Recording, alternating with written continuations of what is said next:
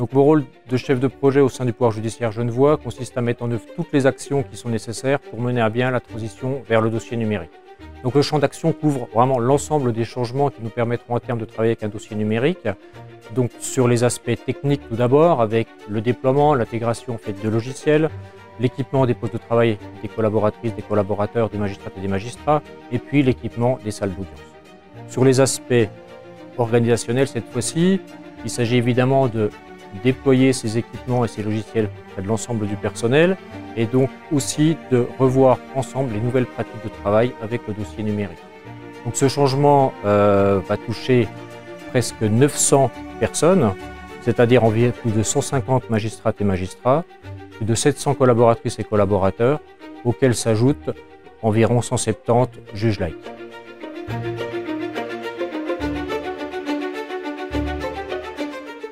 Donc le projet a débuté au sein du pouvoir judiciaire en 2020. Nous avons fait tout d'abord un certain nombre d'analyses et d'études de manière à identifier les solutions les plus adéquates pour pouvoir travailler avec un dossier numérique. Sur la base de ces études, nous avons pu en 2022 préparer un projet de loi pour le financement et donc nous avons obtenu ce financement en 2023. Donc ce financement couvre à la fois évidemment le développement, l'intégration de logiciels.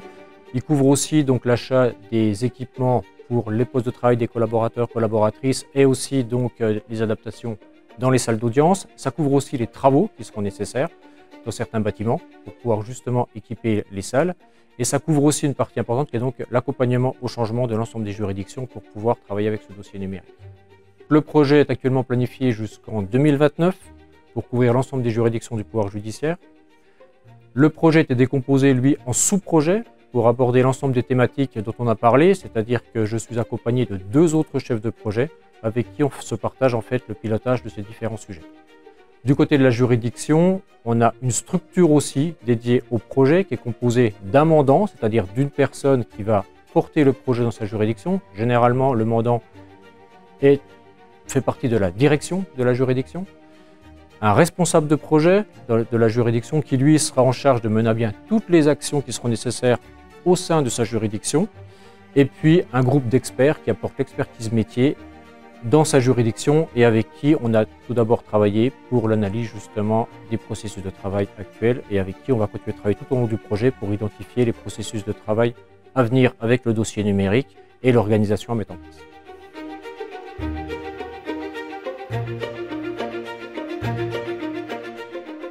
Donc nous sommes ici dans une salle d'audience du tribunal civil. C'est le tribunal civil qui a été donc désigné pour participer au test de la plateforme Justitia.Suisse. Ce sont donc 3 chambres du tribunal civil qui vont participer, chaque chambre étant donc constituée d'une magistrate ou d'un magistrat et de sa greffière. C'est aussi pour nous, cette phase pilote autour de la plateforme Justitia.Suisse, l'occasion de travailler sur 3 autres sujets qui sont importants pour mener à bien cette transition vers le dossier numérique.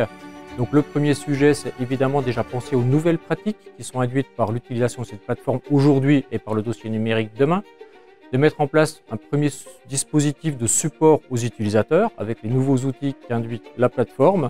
Et puis le troisième volet qui est évidemment l'accompagnement au changement. Donc comment est-ce qu'on accompagne les changements de pratique dans la juridiction, dans ces 3 chambres dans un premier temps et dans l'ensemble en fait du tribunal civil par la suite.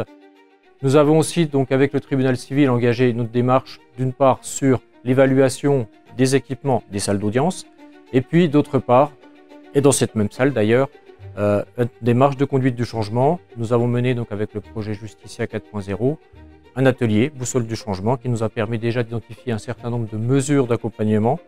Ce sont ces mesures que nous allons pouvoir mettre en œuvre dans le cadre de cette démarche pilote. Par ailleurs, nous avons donc aussi testé du matériel pour équiper les salles d'audience. Et puis cette expérience sous forme d'audience fictive se poursuit aujourd'hui, entre autres avec le matériel qui nous a été prêté par le projet Justitia 4.0.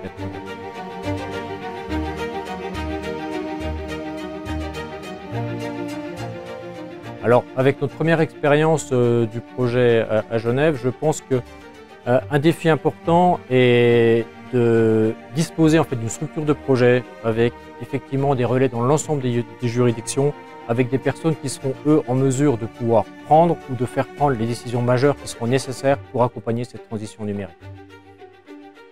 Lors de l'élaboration du projet pour le financement, il est Il est important, je pense, de considérer que le périmètre du projet est relativement important et que le passage sur le dossier numérique a des impacts en fait, qui peuvent être très importants, évidemment sur le logiciel, mais ça peut donc aller jusqu'à des adaptations dans des bâtiments qu'on ne soupçonnerait pas tout le temps au départ. Donc, il est important, je pense, d'avoir une idée claire en fait, des impacts de ce passage au dossier numérique. C'est un projet donc qui va durer 10 ans et donc ça implique de s'assurer que les gens soient informés, qu'ils soient rassurés et surtout que le projet tienne compte des facteurs à la fois humains et motivationnels pour mener à bien cette transition.